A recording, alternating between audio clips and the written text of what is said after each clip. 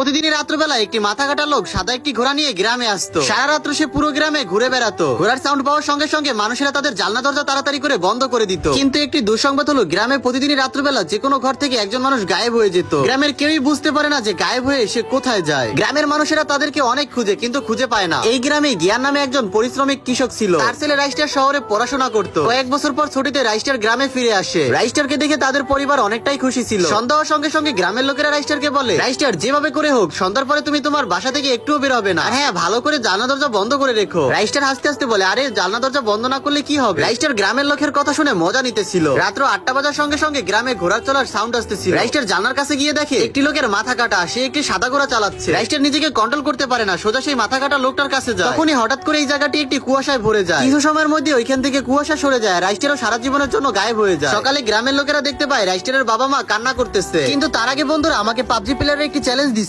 তারা বলেছে ফ্রি ফায়ারের নাকি দর্শক কম। তো বন্ধুরা আপনাদেরকে তেমন কিছু করতে হবে না। যদি আপনারা ফ্রি ফায়ার লাভার হন তাহলে এই ভিডিওতে একটি লাইক দিয়ে চ্যানেলটাকে সাবস্ক্রাইব করে দেন। এবং যারা রাইস্টারকে ভালোবাসেন তারা কমেন্ট সেকশনে লাল হার্ট দিবে। আর যারা পাবজি লাভার তারা কমেন্ট সেকশনে ব্ল্যাক হার্ট দেয়। আমিও দেখতে চাই কোন গেমের অডিয়েন্স সব থেকে বেশি। জ্ঞান ভাই তাকে পাগলের মতো খুঁজতেছিল, কারণ রাইস্টার ছিল জ্ঞান ভাইয়ের একমাত্র ছেলে। জ্ঞান ভাই গ্রাম শহর কোনো জায়গায় বাদ রাখেনি। পরে একদিন রাত্রিবেলা হঠাৎ করে রাইস্টার গ্রামে ফিরে আসে। তখনই গ্রামের মধ্যে সবাই খুশিতে নাচতেছিল। কিন্তু কেউই জানতো না যে ফিরে আসছে সে আসল রাইস্টার না। ওই দিন রাত্র 12টা বাজে রাইস্টার চুপচাপ ঘর থেকে বের হয়। গ্রামের বাইরে মাথা কাটা সেই লোক আর সেই ঘোড়াটা দাঁড়িয়েছিল। এরপরে রাইস্টার নিজেই সেই ঘোড়ার উপরে বসে পড়ে। পরের দিন সকালবেলা গ্রামের আরেকটা ঘর থেকে আরেকজন লোক গায়েব হয়ে যায়। কারণ গ্রামে এখন একটা না দুইটা মাথা কাটা লোক ঘুরতেছিল।